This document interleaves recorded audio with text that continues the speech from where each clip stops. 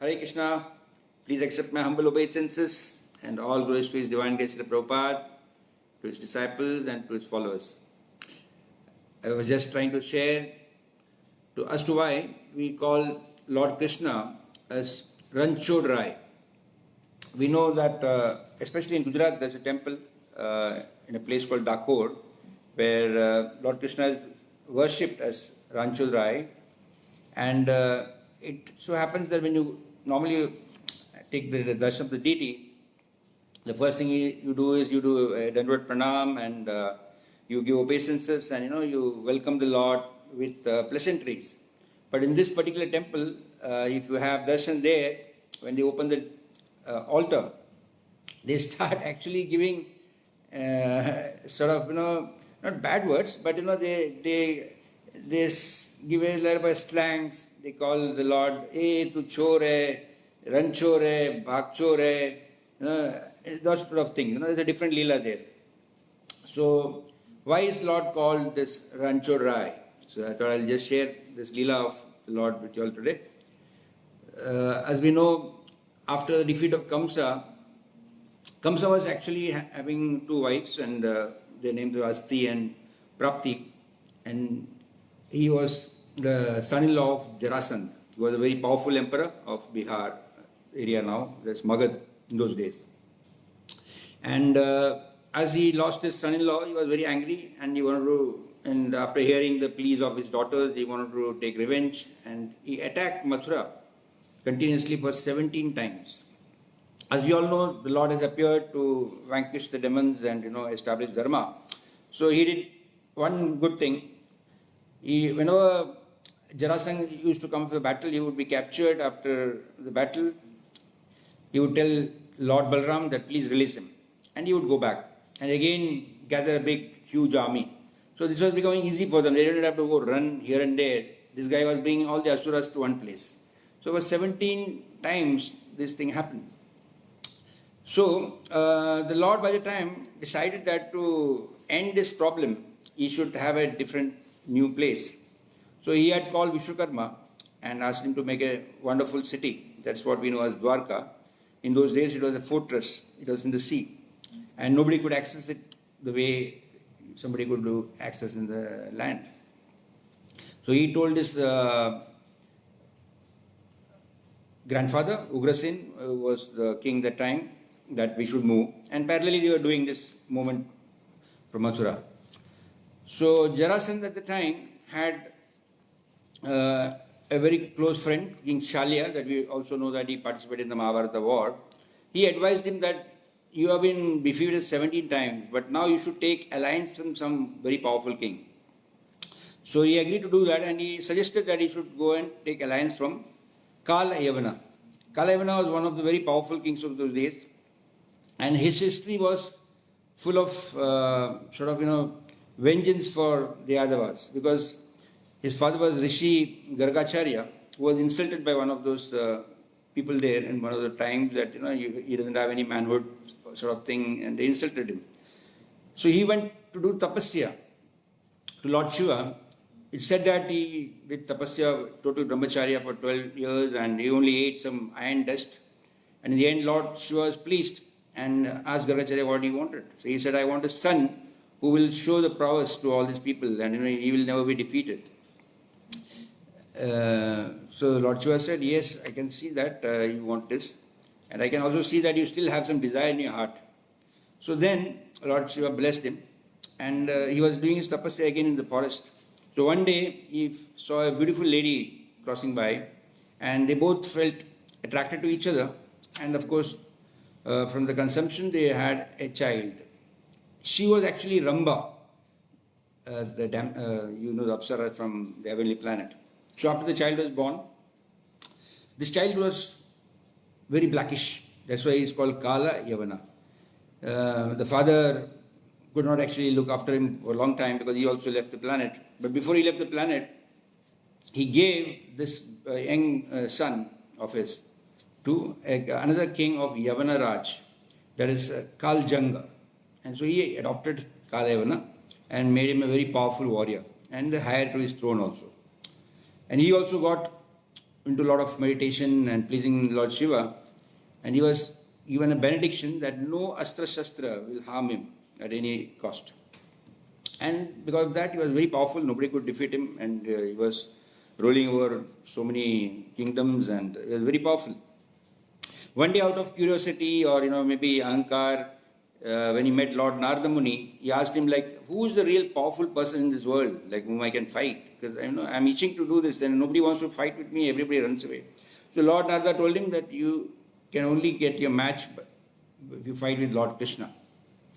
So as Kshatriyas, normally there should be a cause for a fight. So he could not just go and challenge Lord for the fight. So he waited.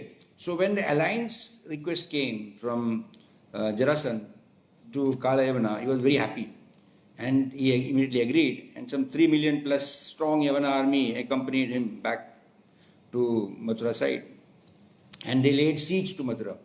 So when this happened, Balramji and Lord Krishna, they decided to face. But by the time, they had sent most of the people from Mathura to Dwarka. So it was like a safety factor in picture. And then Kala-Yavana just gave one day. He said, okay, you decide and we're going to fight. So Krishna, the next day, he came to him and told him that, let's do one thing. Why should all the soldiers unnecessarily kill themselves and die? Well, anyway, you are such a powerful personality, you can take on anybody. So we both will fight. So Kala-Yavana agreed. He said, okay, there's no problem. We'll have the fight. So by the time Balramji arranged for all those people to go back, etc., and the fight started between Kala-Yavana and Lord Krishna. So amidst the fight, suddenly the Lord turned back and started running away.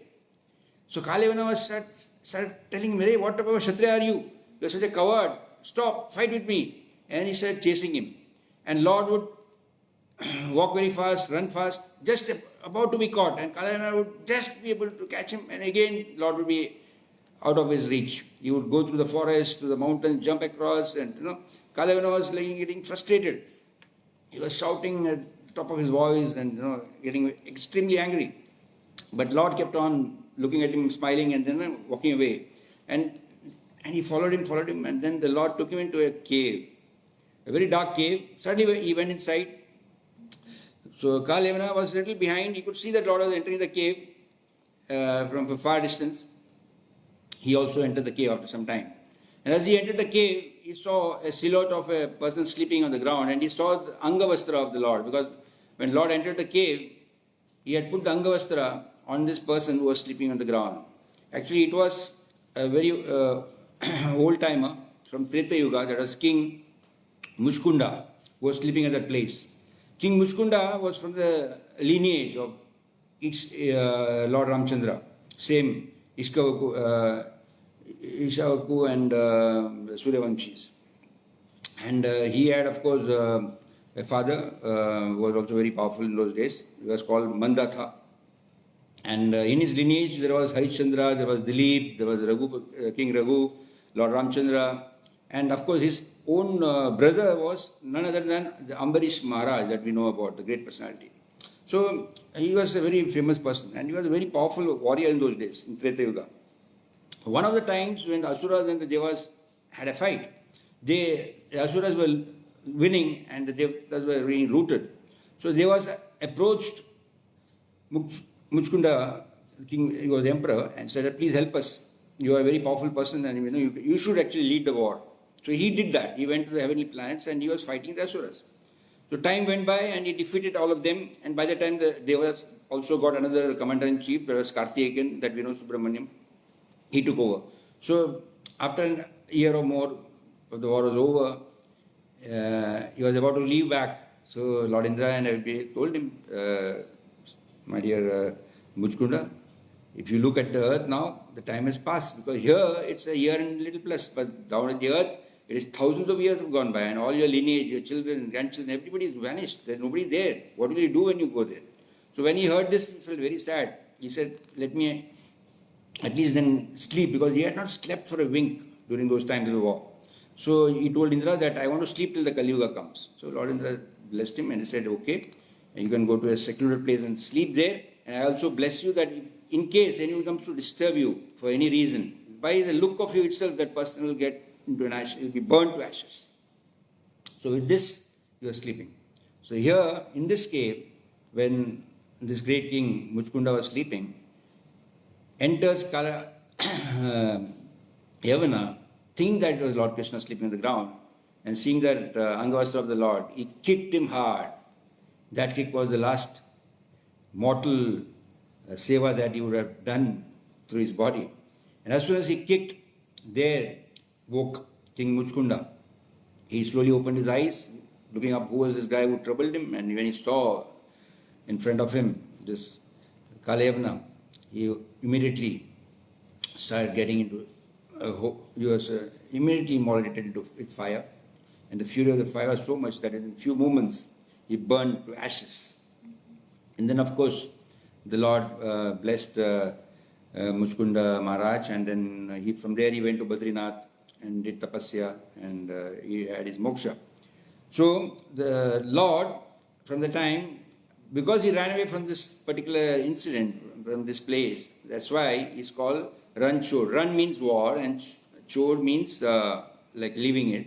So it's called Ranchor Rai. So if you ever get time, please do visit this temple of Ranchor Rai. That's in Dakor.